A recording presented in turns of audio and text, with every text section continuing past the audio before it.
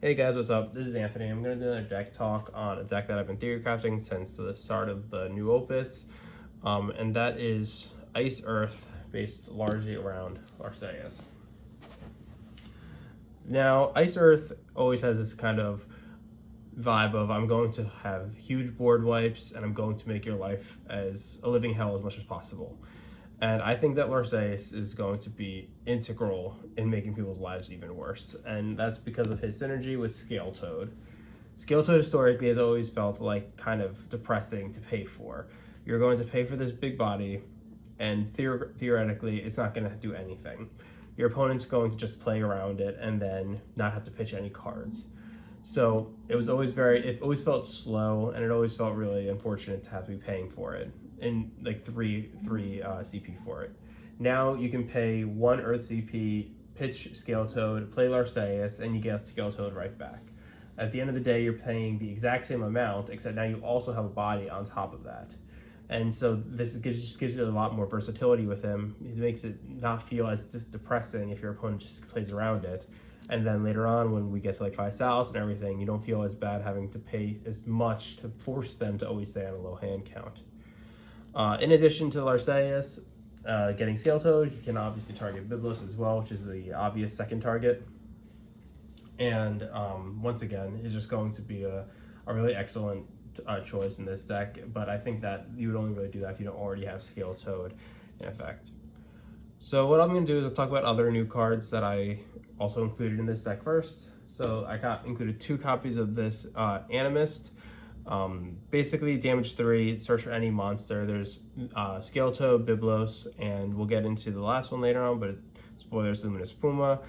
And then even if you don't have it, you have the damage 3, you can still break him for 1 and pitch him into the break zone, and you can search for a monster of cost 2. So if you wanted to get Biblos or something, and you can play him directly onto the field, which is nice. And then the last thing that I think was really what Ice Earth needed was this Viridia backup. So this Viridia backup is going to revolutionize how like multi-element Earth decks are constructed, I think, and it's going to be able, in Ice Earth, it's going to search out Unalesca. Basically, it searches out another job summoner. Doesn't have to be a forward, so it could be a backup, which most decks are going to probably use this as a backup engine. And then Unalesca is going to be essential for keeping their hand size on 0 in conjunction with Scale Toad. As far as summons to search alongside Unalesca, there's really no great ice summons, and so I did not have the ability to really search for my second copy of Viridia and then get an ice summon that I really want. So I really just went on Earth summons. So 3 copies of Kusith and 2 copies of Mist Dragon to go with this little package. Remainder of the cards that I have included here that are new: 2 copies of Vanille. This card is, I think, absolutely nuts, and ultimately it's going to result, I think, in decent synergy with the new Sarah Mobius. Sarah Mobius definitely is slow, and I think it's probably a cuttable card. But if you have both of these guys on the field, you're going to, and your opponent stays on 1 hand size, and you can continuously dual freeze things, it's going to be almost impossible for your opponent to be playing the game. This prevents causing autos to be more difficult to get. This causing summons to be more difficult to get. Together is just going to be a nightmare for your opponent.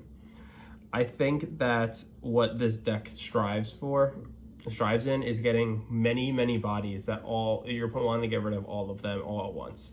And Sarah Mobius, I think, generally is not going to be most people's main target.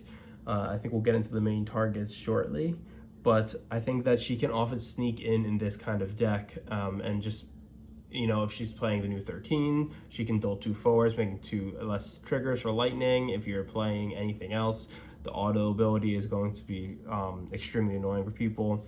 And then you could do some combat tricks also with the plus 2000K, but I think that's easily her worst option. And then because I got her in my pre-release, I threw in 1 copy of Prish just to deal an 8K on Warp, just as like one last cheeky little thing. I think she's cuttable. I don't think she has a huge place here, but I don't think that she hurts to include, is how I'll phrase it. My next little package here is the Weiss Nero package. Keeping their hand on 1 or 0 is nice and all, but to be able to dual freeze their backups is huge. And unfortunately, Biblos can only target forwards, and Physalis is going to at best get 1 trigger per turn. So Weiss and Nero, I think, are. I honestly don't love having to play them so much. I feel like they're not that interesting of cards, to be quite honest. However, I think that they have a really important spot in this deck. I talked about her enough, so we'll include Physalis. So Physalis, for those uninitiated, when she comes in or attacks, if your opponent has 3 or fewer cards, you can draw a card or dual freeze 1 character, and if they have 0 cards, you can get rid of both. You can do both abilities. And then she always shines also, I think, in Ice Earth, because you can recur her and you can use her special ability, which is going to result in them basically killing something, anything that's like competitively relevant, dealing 10k, and then your opponent also triggers a card, or discards a card. Last huge body that I think your opponent is always trying to get out of the field instead of Sarah Mobius is 2 copies of Orphan. Honestly, it could become 3 copies of Orphan, getting rid of Prish. I don't think that would be a terrible decision. Or going down on 2 on some other cards that I'll be going into. Anyway, Orphan is going to be the bane of a lot of people's existence. He's a big body, and if your opponent can't get rid of him, the game's basically done. They're going to just be struggling nonstop the entire game. They'll try to pitch their hand to 0, and then they'll be trying to top deck their way to victory, which is always ambitious at best, especially if they can't use their backups, or if they can't use their summons very well because of Vanille, or they can't use their autos very well because of Sarah Mobius. It's hard to use autos and pay 2 extra when you have no CP to generate off of. Next, because you're going to keep the monsters a low hand count for the entire game, 3 copies of Shantoto. Pretty self-explanatory. I don't have any means by which to get the crystals in this deck.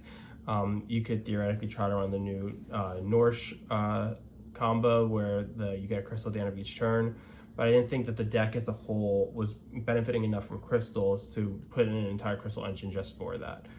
Shantoto is just wonderful because she's going to be a 1-drop 99% of the time because of the existence of Skeleton, and you'll be able to get back another Physalis or a Physalis bullet or whatever is going to your combo piece. If you're going to play monsters and you're going to play Earth, you got to play Mira. That's pretty much self-explanatory. And if you're going to play Mira, you got to play Luminous Puma. Once again, self-explanatory. And then to finalize out my forwards, I have my board wipes, 1 copy of Shadow Lord, 1 copy of Titan, and then not a board wipe, but I think another huge body your opponent's like, I need to get this thing off the field immediately, is Galoof. I think that Galoof is another card that your opponent just has to deal with, otherwise you're going to slowly pick away part your opponent's entire board. Once again, the reason I like the deck the way that I have it so far is I really do like the new Legendary Sarah Mobius to just make your opponent's life even more difficult, and I like making it so that they can't deal with it very well because they have to keep targeting these other things or their entire game will fall apart. So to pay so much to get rid of a 2-drop when you are going to have this big Galoof right in your face is a very difficult sell for a lot of decks. And then to finalize out my remainder of the backup line, 2 copies of Edward, just to pick away at your opponent's break zone, make their life awful.